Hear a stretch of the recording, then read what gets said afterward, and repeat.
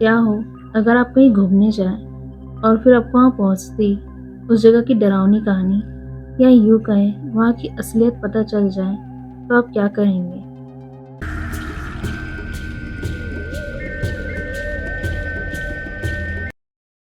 आज की कहानी कुछ ऐसी ही है। गगन और मीनाक्षी दोनों की शादी को 1 महीने ही हुए। दोनों कहीं घूमने का प्लान बना रहे हैं। दोनों ने बहुत सारी जगहें देखी, पर कहीं पैसा ज़्यादा लग रहा था तो कहीं घूमने के लिए टाइम मैनेज नहीं हो रहा था। ऐसी एक दिन मीनाक्षी ने घर से गगन को फ़ोन किया और उसे ऑफिस से जल्दी घर आने के लिए कहा। गगन जैसे ही घर आया, उसने देखा मीनाक्षी बहुत खुश है और वो बस गगन के आने का ही वेट कर रही थी। गगन कुछ बोलता उससे पहले मीनाक्षी ने मुस्कुराते हुए कहा, मैंने सोच लिया है गगन, हम तुम्हारे गांव जाने वाले हैं। तुम्हारी मम्मी का आज फ़ोन आया था, वो हमें कुछ दिनों के लिए घर बुला रही हैं। मैंने कभी गांव की ज़िंदगी नहीं देखी, मुझे देखना है। मैंने 2 दिन के बाद के टिकट्स बुक कर लिए हैं। हम ट्रेन से जाएंगे। मीनाक्षी ने ये सब कुछ एक ही सांस में बोल दिया। गगन ने भी इसके लिए हामी भर दी। गगन ने अपने ऑफिस से 10 दिन की छुट्टी ले ली और 2 दिन बाद दोनों गगन के गांव लानपुर पहुंच गए। मीनाक्षी गांव में हर जगह बड़े उत्साह से देख रही थी। गगन मीनाक्षी को इतना खुश देखकर मुस्कुरा रहा था। दोनों घर पहुंचे, जहां गगन की मम्मी ने सबसे पहले दोनों को घर के बाहर आंगन में पैर धोने के लिए कहा। फिर दोनों की आरती उतारी और मीनाक्षी की नज़र उतारी। मीनाक्षी ये सब बहुत ध्यान से देख रही थी। उसने घर में अंदर जाते ही अपनी सास से पूछा, मम्मी आप ये सब क्या कर रही थी?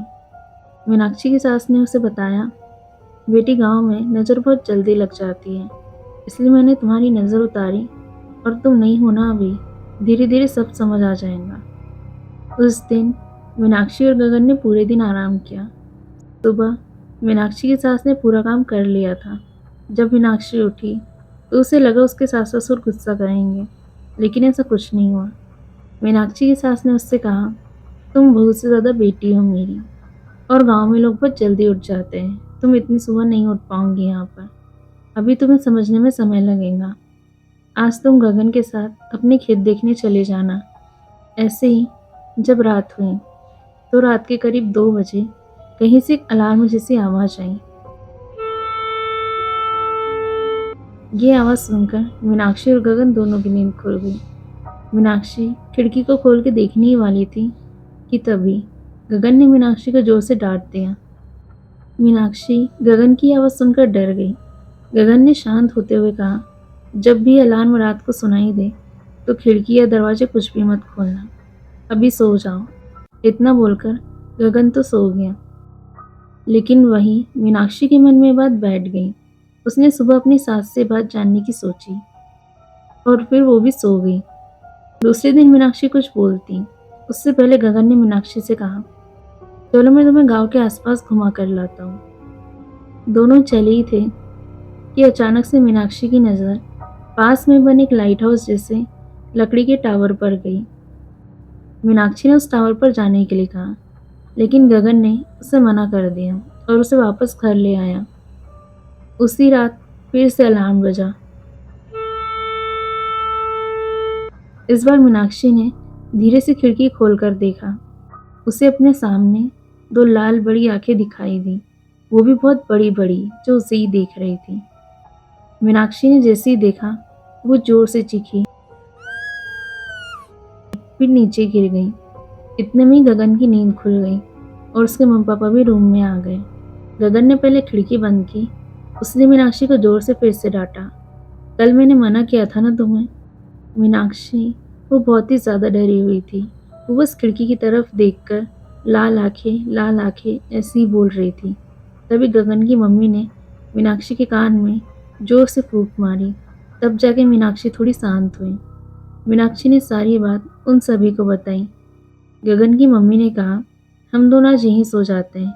गगन अपने पापा के साथ सो जाएगा और तू मेरे साथ सो जाना। कुछ नहीं होगा, हम सब है ना। मीनाक्षी अपनी सास को चिपक कर डरते हुए सो गई। सुबह मीनाक्षी को बहुत तेज बुखार आ गया। गगन की मम्मी समझ गई डर की वजह से ये सब हुआ है। उन्होंने पहले मीनाक्षी की नज़र उतारी और इस बार दोनों कानों में जोर से फूंक मारी, फिर मीनाक्षी के ऊपर से झाड़ू उतारी और उसे पीने के लिए नींबू पानी दे दिया। अब मीनाक्षी थोड़ा अच्छा फील कर रही थी। उसका बुखार भी कम हो गया था। मीनाक्षी कुछ बोलती उससे पहले उसकी सास ने उसे बताया, बेटी ये गाँव है, यहाँ कुछ बातें आपको ना चाहते हुए भी माननी पड़ती हैं। तुमने जो देखा वो आज तक बस एक बूढ़ी दादी ने देखा था, वो भी बहुत साल पहले। उसके कुछ दिन बाद वो यहाँ से कहीं चली गई। आज तक भी उनका कोई पता नहीं चल पाया। मीनाक्षी ने पूछा, ये सब क्या था? मुझे पूरी बात बताओ आप। मीनाक्षी की सास ने उसे बताया, करीब 70 से 80 साल पहले यहाँ सब वहाँ आंगन में ही सोते थे, लेकिन एक हादसा हुआ और सब कुछ बदल गया। इस गांव में एक आदमी रहता था जिसका नाम दीना था। वो रात को गांव में पहरा दिया करता था। वो जो लकड़ी का बना टावर जैसा देख रही हो ना, वो भी उसी ने बनाया था।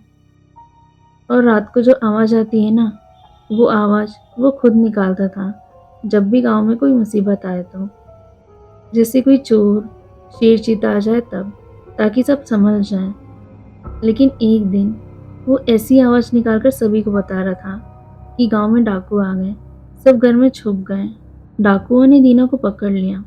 वो लोग उसे बहुत मारने पीटने लगे।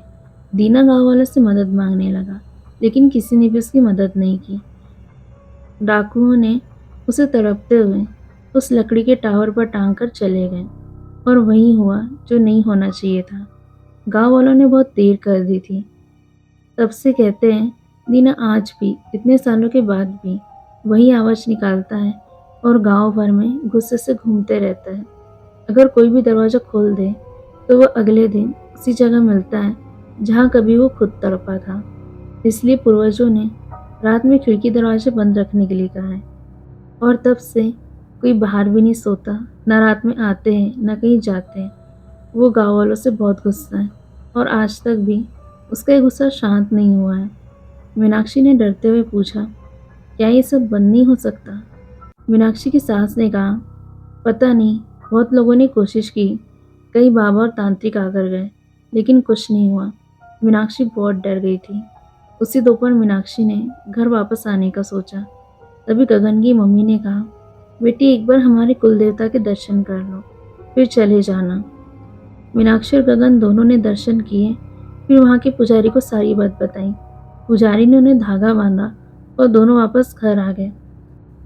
मीनाक्षी को अब भी डर लगता है कि कहीं वो आंखें उसे अपनी खिड़की पर ना दिख जाए। अगर आप मीनाक्षी की जगह होते तो क्या करते? वहाँ पर रुकते? अपना जवाब मुझे कमेंट में ज़रूर बताना।